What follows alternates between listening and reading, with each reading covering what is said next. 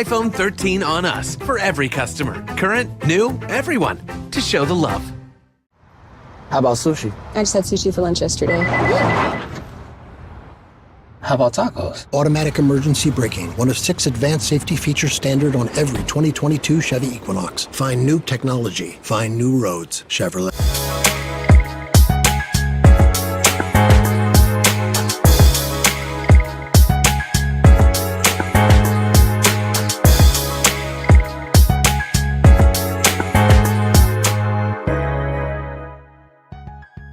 I'm Deborah Owens, America's Wealth Coach, and it's time to get wealthy. You're going to learn exactly what you need to know and do to finally achieve the level of financial success you desire and you deserve. Well, the stock market has been pretty volatile. The economy, it has a lot of uncertainty in it. Inflation is rising. What does that mean for recent graduates? How will they fare in their careers entering this market? Well, here's what college grads need to know that they often don't. And that is that a college degree is a milestone, not a destination.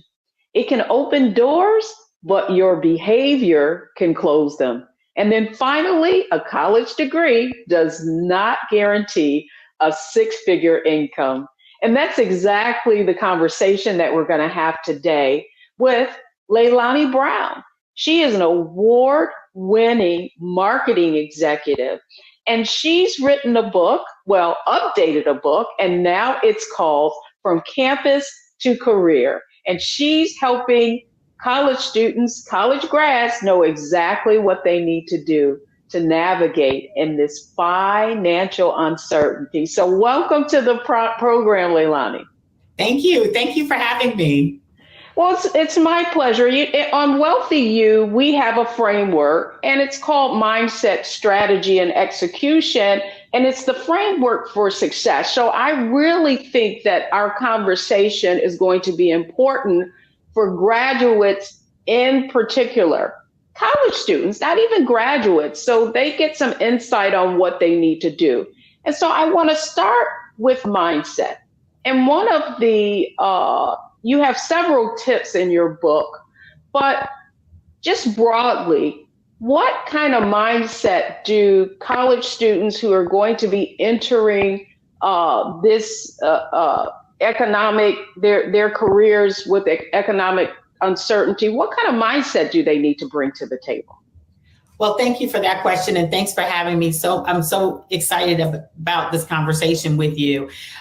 There is good news out there, by the way. So there's 31% of employers say that they are increasing hiring in this year for this class of 2022. So that's actually really, really good news.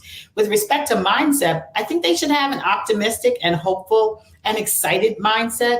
One of enthusiasm as they pursue something new, but also be mindful of developing relationships and be very intentional about how they show up and the ways in which they are perceived in the workplace. Perception is important. One of the things I want to really make sure we delve into deeply in this conversation is the fact that the kind of workplace that prior to COVID, many were entering, it's different. And one of the things you talk about is this hybrid environment that college students are going to have to learn how to navigate to not only stay, to actually get a job. And so I want to talk about that. What kind of mindset do you have to have when now you could be in a virtual workplace or a hybrid workplace where you are going into work and at home? Well, I think that that's a good question. The reason why I updated the book and didn't scrap it is because the information in the first edition was evergreen. Things like appropriate use of social media, taking a pause, developing good relationships, or even starting the book with learn the business and work hard and deliver results. Those are the tips that we that I'm offering in the book. But what's been updated is the very intentionality that we have to have in a hybrid or remote workplace. Going back to your point around perception being reality, I'll give you one example. So a lot of us like to take notes on our phone. I like to take notes on my phone, and I might turn to my phone to take a note during a meeting. But the perception might be that I'm distracted, not paying attention, or even checking social media, even if I'm taking a note. And that one little nuance can mean a lot in the career of a person and how they are perceived, and also how they are perceived in the beginning of their career. So it's really, really important to think about how we are perceived, and also controlling what we can control, even in hybrid or remote workplaces. That's one little nuance. Well, that's good advice for all of us, really, because I know I have a habit of taking notes on my phone, and I use the notes app, and that's where I capture a lot of insights when I know if I don't put it down right away, I'm going to forget. And then I want to talk to that point, Deb. I would just say to a young person, or even a more mature person like you and I, to say, do you mind? I'm using my phone to take some notes. Do you mind? That one little step can go a long way in terms of improving the perception of your performance and your accessibility and your engagement, as well as communicating and developing the relationship. Great advice. Asking permission and giving people some insight into what you're actually doing is always a good thing. Now, the other thing I want to talk about from the mindset of a parent, right? Because that's who a lot of our audience members are going to be, parents of college graduates, potential college graduates who want their kids to do well. And one of the trends that we've seen is that many children, adults, are graduating, and yet they are staying in their parents' home a lot longer. Could be have a lot of student loan debt, or it could be challenging finding that first job. And so to that end, I want to ask you about the mindset of a parent so that they're not an enabler. What can they do to support their graduate in, finding that first opportunity without, what do I want to say, in a manner that allows them to take ownership? Absolutely. Well, I think that, some of us, I'm a parent too. I have a college-aged child. He's in college now. And one of the things that I often think that I am always trying to calibrate is, how do I teach him the value of money? How do I teach him the value of the value of consequences, or reality of consequences, and connecting those actions, et cetera. I think the mindset of a parent should be future focused. What do you want the outcome to be? So now that they've graduated and they may be living at home, but you actually want to facilitate a process, an environment, create an environment where they're looking ahead towards self-sustaining and personal responsibility and taking care of themselves. So encourage them to look for a job, pursue and take a job, not quit a job just because you don't like it, because there are many of us who are in jobs that we don't prefer or like. And I'm not talking about blatant disrespect, but just not what we want to do. Leilani, we've talked about the mindset of our students, but I want to talk about the mindset of parents, because those are the people who are probably watching this program. And what we've seen is far too many students are staying at home a lot longer. So to that end, what do parents need to, what kind of mindset do they need to have to be a mentor and not an enabler? Absolutely. So I think we have to be really realistic. So it's different than when I graduated from college years ago. I went home, and you can never really go home again. But I went home for 2 years, and then I got my first apartment, and it was an interesting experience in growing up. I think parents should be realistic about how challenging it is out there. Things are infinitely more expensive. Unfortunately, the markets are indicating that we might be going through a bit of a recession. It's going to be difficult. but they can stay home or be home for a period of time. And I would actually encourage that. And I think you might too, so that people can have a running start and pay off debt and not accumulate debt. At the same time, they should be very intentional and outcome oriented. If the point is for your graduating senior, your class of 22 person, or eventually to move out and be self-sustaining and self-supporting, be supportive, not an enabler. So that means that they should get the job on their own, they should keep the job on their own, and they shouldn't quit the job if they just simply don't like it. You know, you have to put in that sacrifice. I also think that it's important for parents to either charge something. My mother used to call it a maintenance fee. She wouldn't dare call it rent. She said it doesn't drop anything in the bucket, but it's the service and the charge for living here. And really connect that there is a cost to living the lifestyle that you intend to live. On another note, she was holding that maintenance fee and she gave it to me as I moved out. Well, it's interesting you said that, because I really do feel that parents can make it a little too comfortable, and then they wonder why their kids are gainfully employed, but they haven't moved out. Well, why would they if Right. they basically, have all of the comforts of home without the responsibility? And so I'm so glad you double clicked on the fact that children, particularly if they are working, should pay some kind of stipend. I love the way your mother put it, a maintenance fee, because I think that's exactly what it is. And the fact that parents, you could take that rent and you could use it as when they do move out, or buy a home or something, that could be a pot of money that you kind of a forced saving plan that I think is important. So thank you so much for And Brenda touching was on serious that. she was serious about that payment. It better not be late, and it had to be paid first. On the first of the month. But again, I really feel like you want to set your children up for success. And so to that end, you want them to know experience a little of what the real world is going to be like, but also having that safety net of being at home. So great advice. Folks, when we come back, we're going to talk about strategy. So we're going to learn what your graduate needs to know and do so that they can find that next opportunity, become gainfully employed, and be on the road to financial success.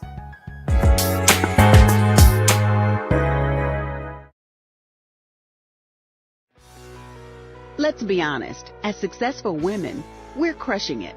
Maxed out 401k and Roth IRA? Check. Aggressive savings and investments? Check. Yet, the freedom our success was supposed to buy can leave us stuck on the six-figure hamster wheel, watching retirement slip further down the road. There's another way. Get coaching courses and community at wealthyu.com. Love our new Alexa. It's a Buick. Yeah, Alexa. Buick. Alexa. It's a Buick. It's an Alexa. It's a Buick. It's an Alexa. Coach, that's a Buick. That's an Alexa. The Buick Enclave with available Alexa built in.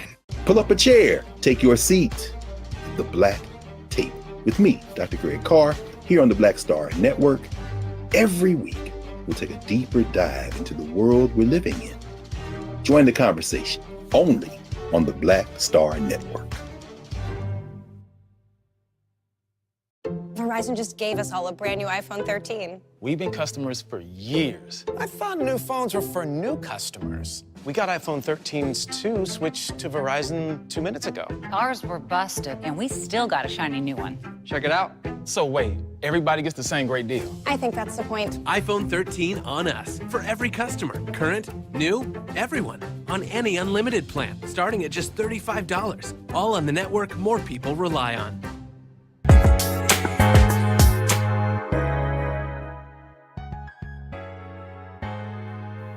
Welcome back, everyone. I'm Deborah Owens, America's Wealth Coach, and it's Get Wealthy, and we're talking about how our college graduates can get wealthy and they can get on the pathway to wealth with our guest, Leilani Brown. She is the author of From Campus to Career. And now we want to talk, Leilani, about what are the strategies that these graduates need to have so that they can catapult into a career as opposed to struggle in finding one?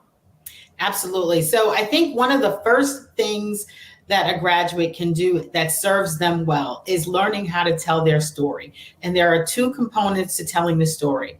One, it's answering the question, so tell me about yourself, and developing that elevator speech about who they are, what they do, or what special value that they bring to an employer or to a workplace or to the world.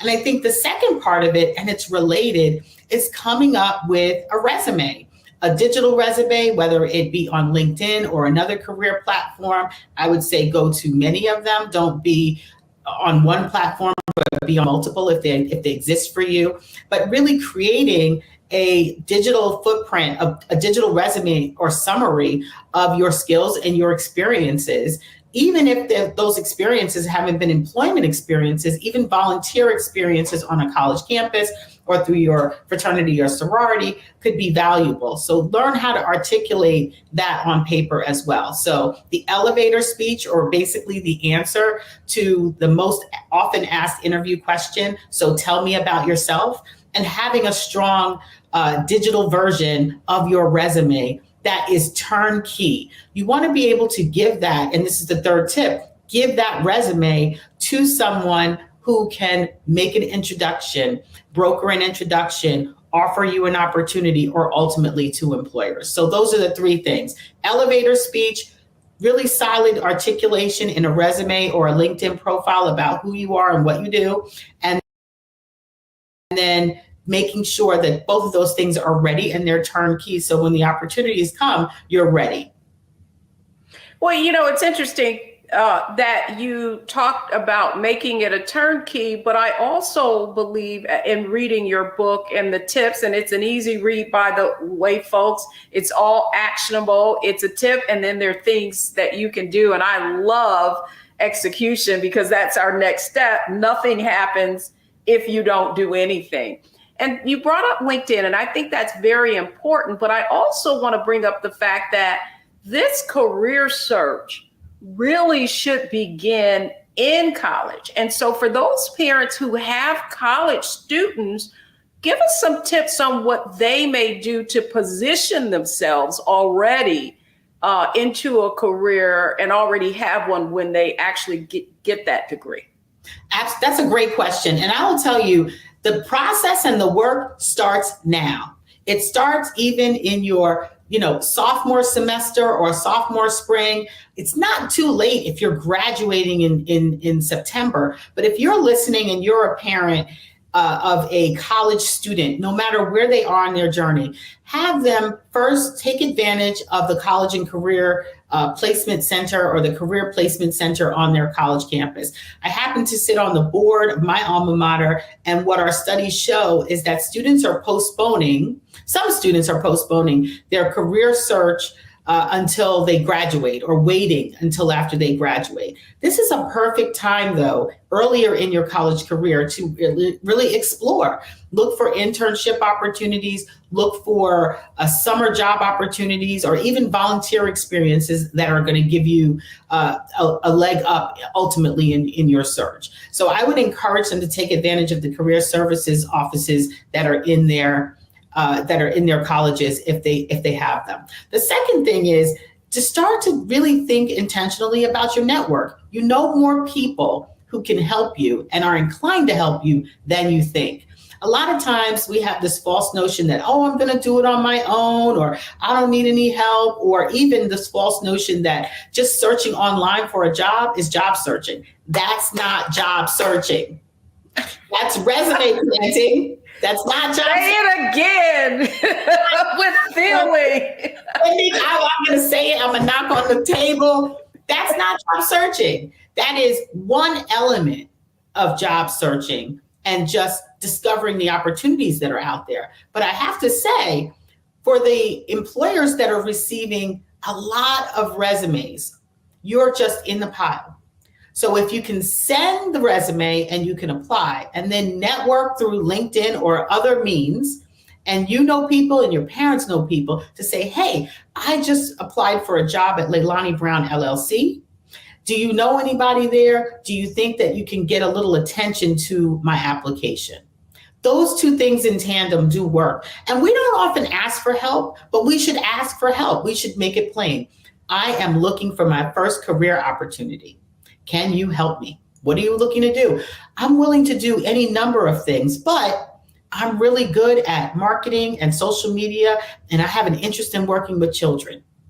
Something like that. Be very direct, very clear, so that when I hear that information, I can take it to my network and say, I know a young person that is looking for an opportunity.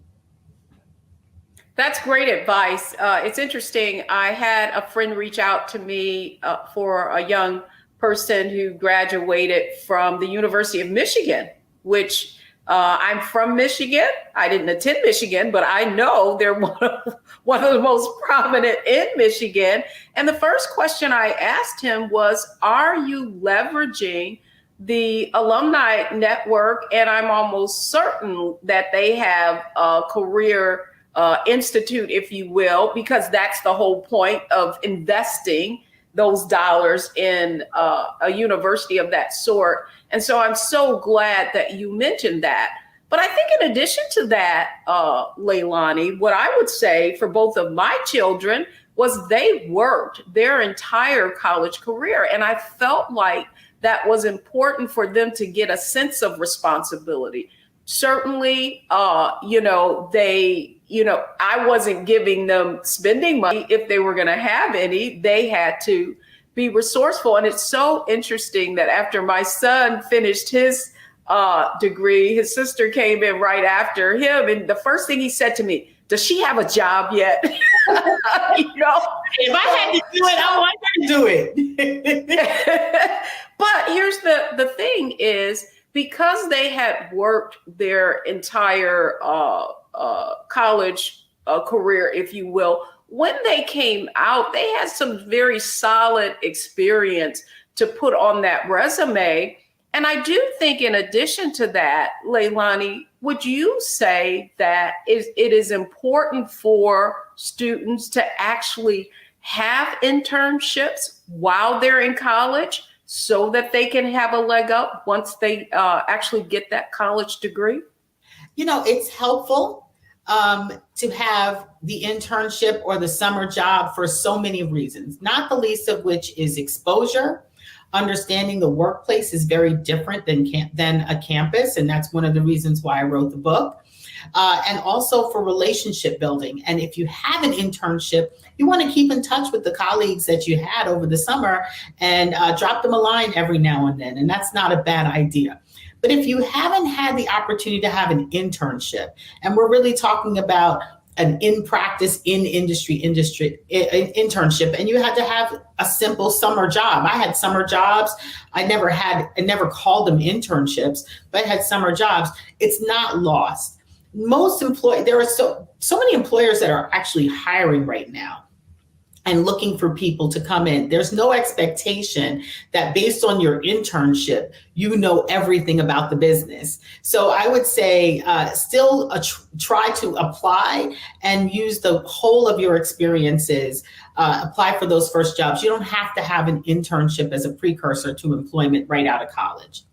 I would also say this, prior to owning my own consultancy, I worked as an executive in corporate America for 30 years. And I would often get a resume on my desk or an inquiry to say, hey, do you have any opportunities? Do you have any internships or summer jobs or employment opportunities for this young person? And they were often from my peers. They were from higher up in the organization. They were even from assistants. And invariably, I would at least have an informational conversation with the person, and they might find their way somewhere in the organization. That, ladies and gentlemen, is networking.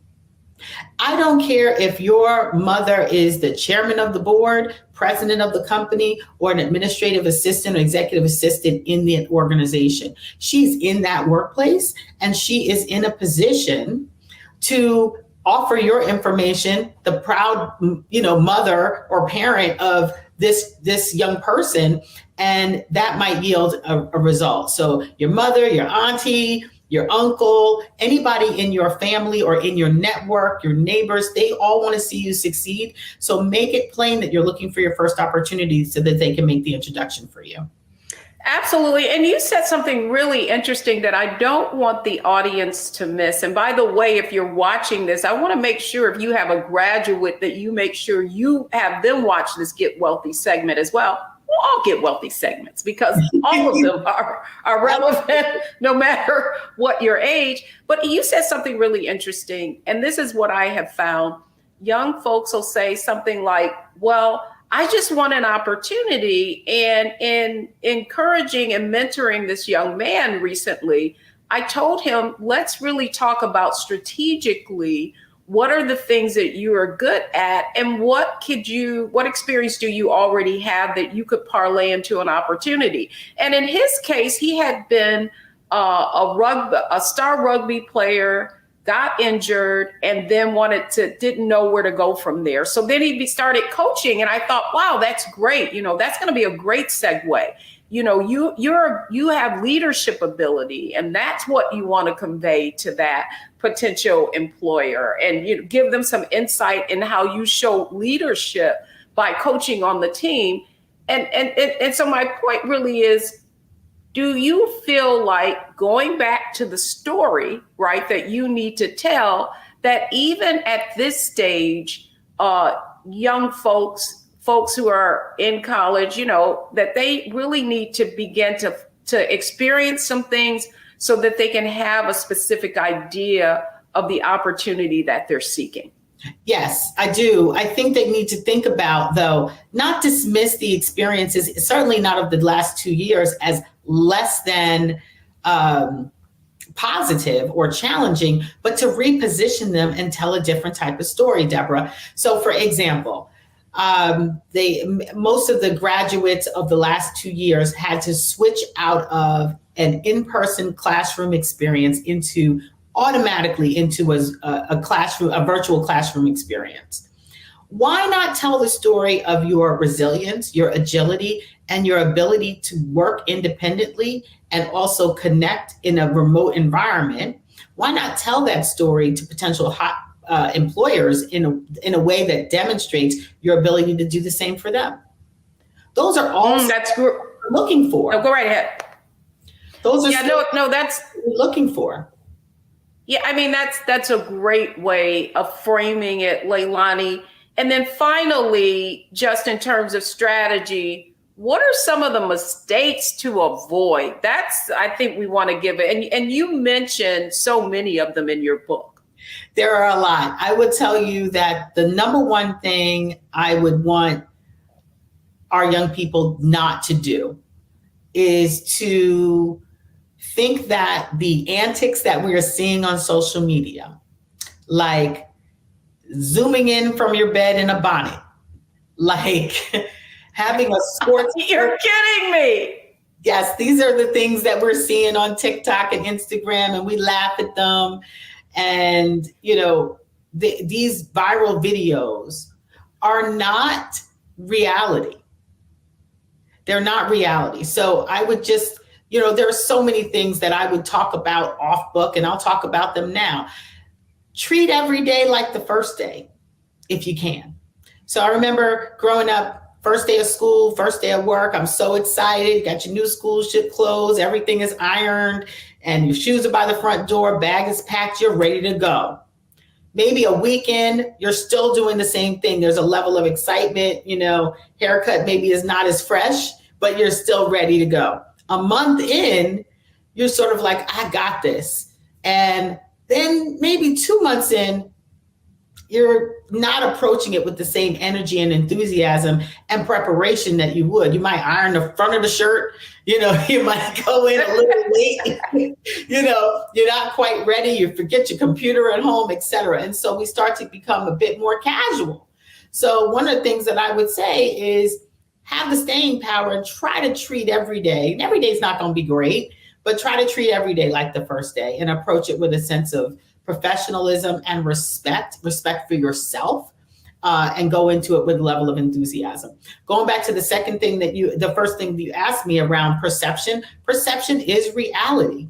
And so be aware of how you're being perceived. There are ways, most of our communication is nonverbal. I talk a lot with my hands, but also showing up, turning on the camera if you're working remotely, showing up in person prepared and ready and engaged. That says to your employer, to your colleagues, I'm engaged, I'm ready, I'm here, and I want to be here. And that is really, really important, as opposed to those people making a decision about you that may or may not be true. The other thing I would suggest is that we're always communicating and communicating well. And just because your boss is not talking to you or giving you feedback doesn't mean that everything is going well.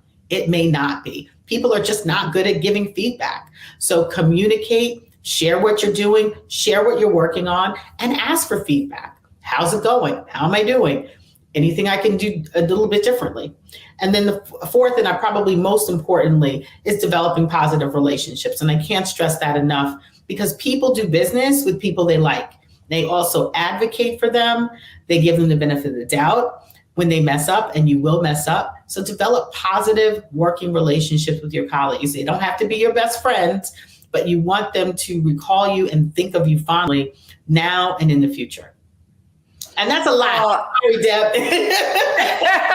No, that's a lot, but I want them to know that we're going to make sure that they know exactly where to purchase your book, From Campus to Career. And when we come back, what's most important in our model, our framework for success is execution. So when we come back, we're going to be talking to Leilani about how you can actually take what you're learning today and put it into practice. So don't go anywhere, folks. When we come back, it's all about execution.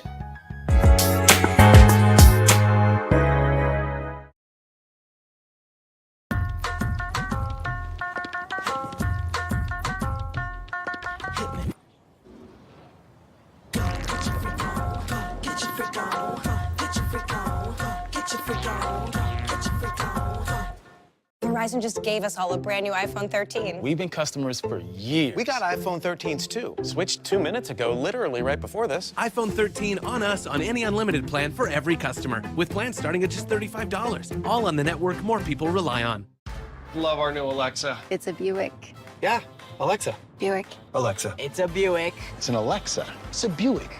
It's an Alexa. Coach, that's a Buick. That's an Alexa. The Buick Enclave with available Alexa built-in.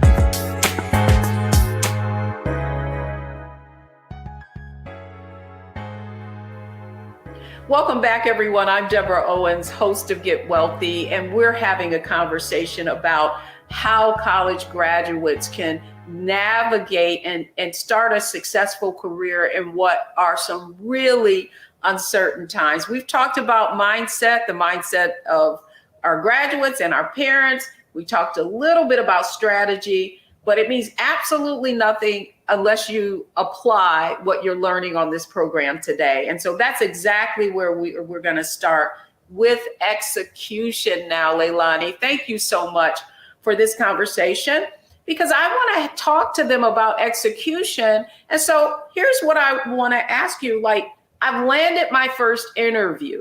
What do I do? First things first, for the interview, you want to research and you want to learn everything that you can about the company, the industry, and maybe even the person that is interviewing you without stalking them.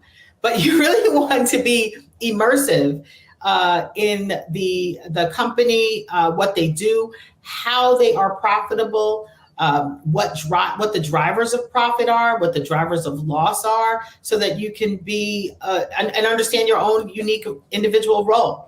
So that's the first thing I would advise a young person to do.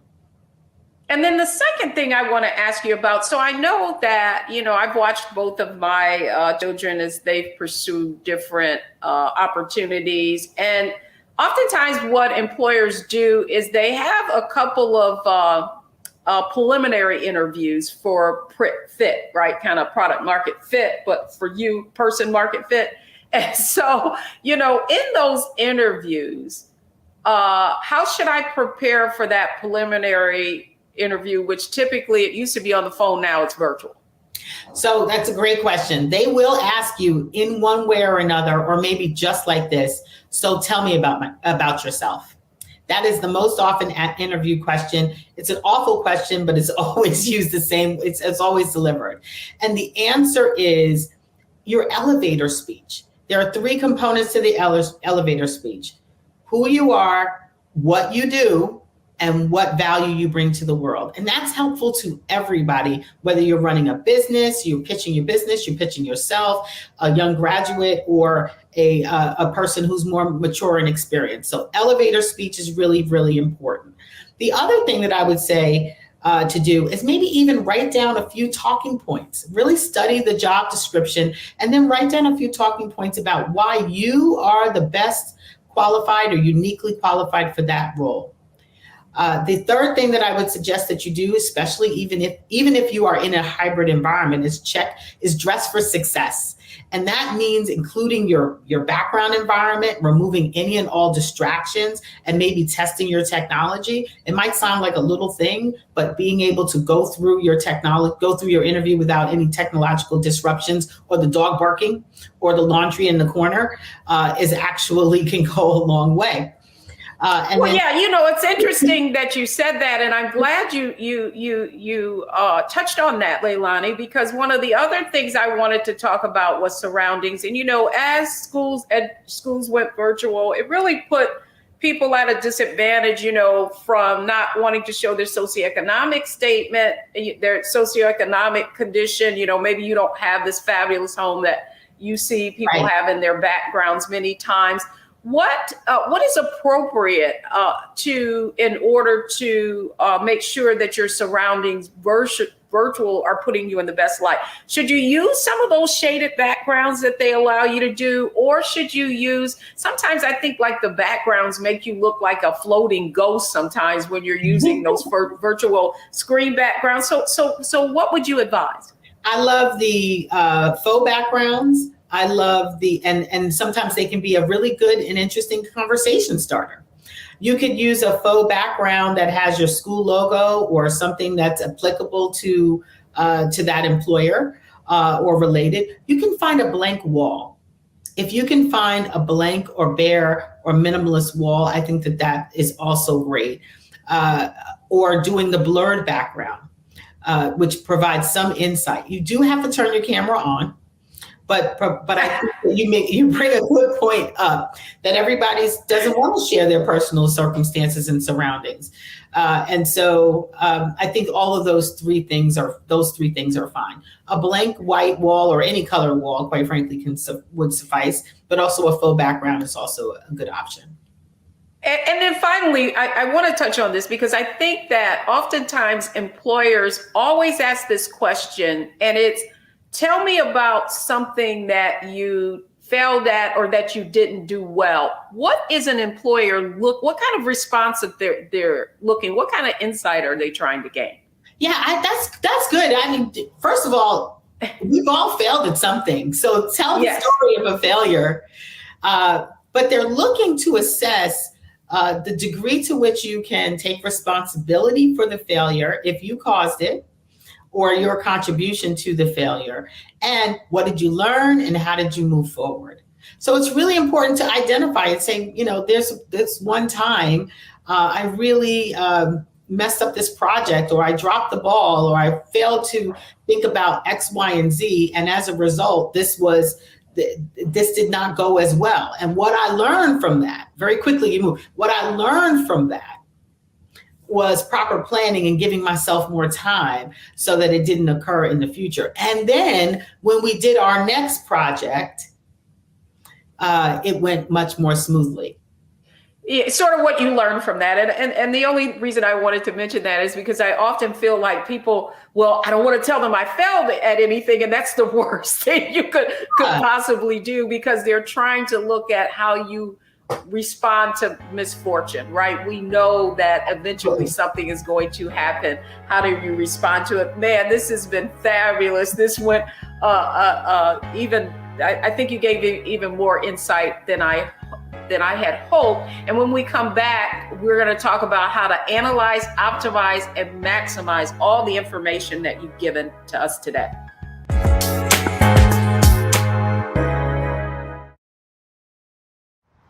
How about sushi? I just had sushi for lunch yesterday. How about tacos? Automatic emergency braking, one of 6 advanced safety features standard on every 2022 Chevy Equinox. Find new technology. Find new roads. Chevrolet. We're all impacted by the culture, whether we know it or not. From politics to music and entertainment, it's a huge part of our lives, and we're going to talk about it every day right here on The Culture with me, Faraji Muhammad, only on the Black Star Network.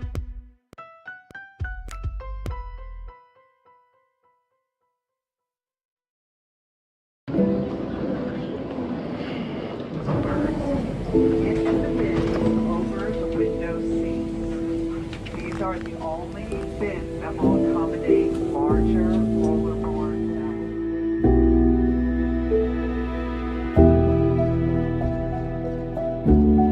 They put 10 in here? 10, and you don't come out till you die. And you eat him, you eat 10. Oh my God.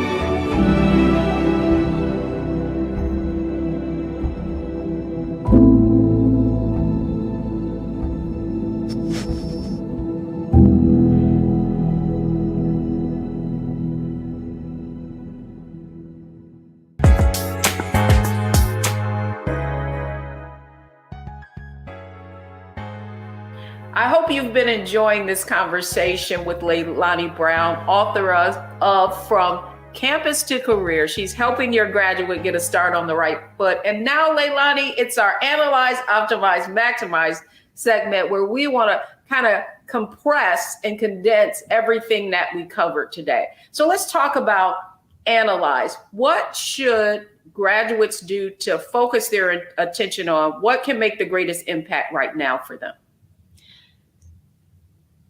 That's such a complex question. What should they focus on and analyze? What are their goals, and what are the multiple paths to arrive there?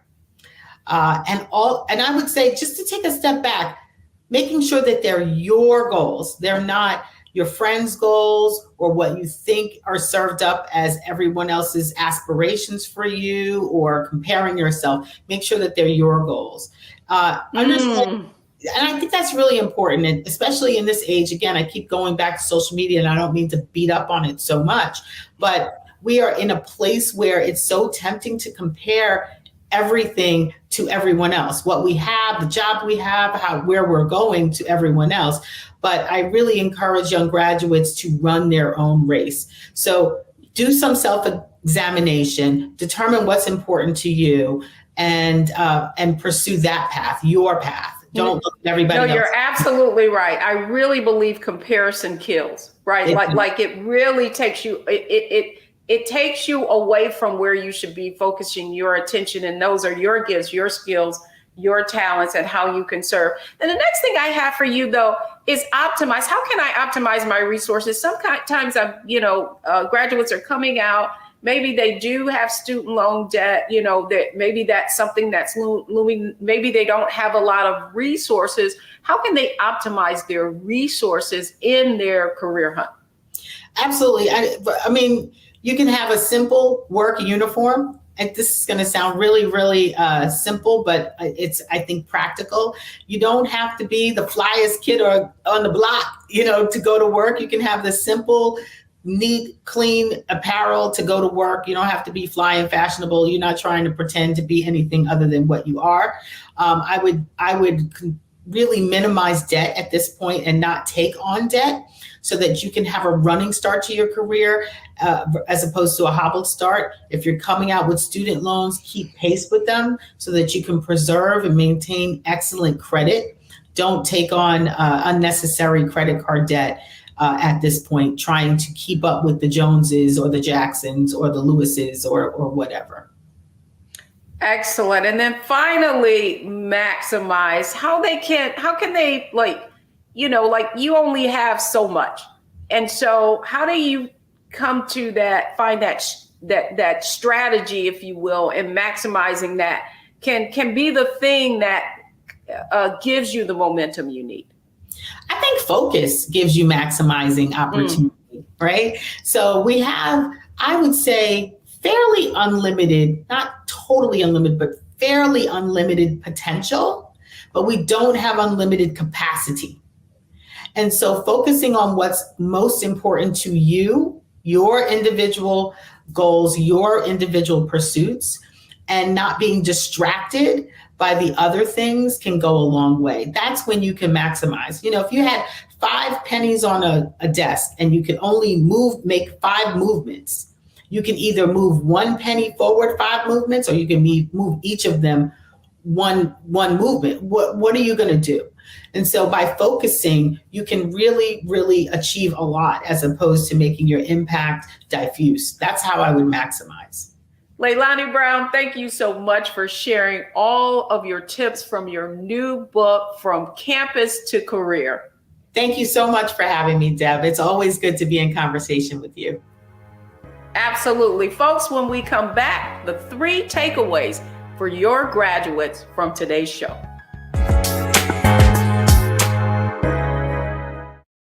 iPhone 13 on us for every customer. Current, new, everyone. To show the love. How about sushi? I just had sushi for lunch yesterday. How about tacos? Automatic emergency braking, one of 6 advanced safety features standard on every 2022 Chevy Equinox. Find new technology. Find new roads. Chevrolet.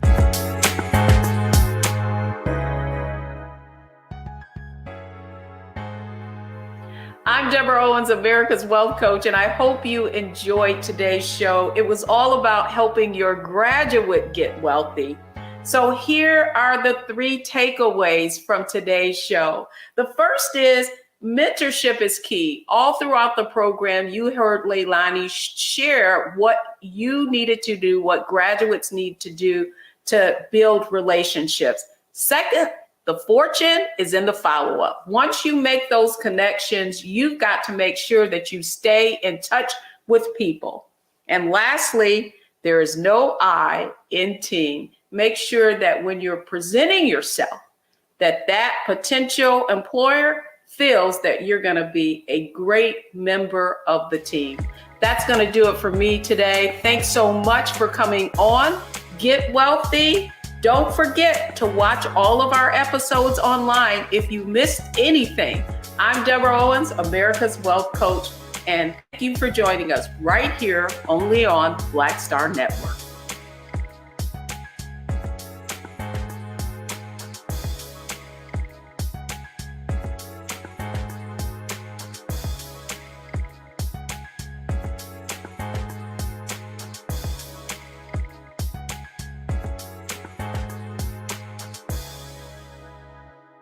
How about sushi? I just had sushi for lunch yesterday.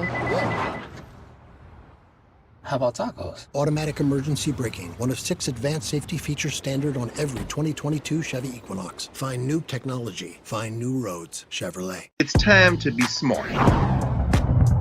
Roland Martin's doing this every day. Oh, no punches! Thank you, Roland Martin, for always giving voice to the issues. Look for Roland Martin in the whirlwind, to quote Marcus Garvey again. The video looks phenomenal, so I'm really excited to see it on my big screen. Support this man, Black Media. He makes sure that our stories are told. See, this difference between Black Star Network and Black-owned media and something like CNN. I got to defer to the brilliance of Dr. Carr and to the brilliance of the Black Star Network. I am rolling with Roland all the way. Honored to be on a show that you own. A black man owns the show. Folks, Black Star Network is here. I'm real revolutionary right now.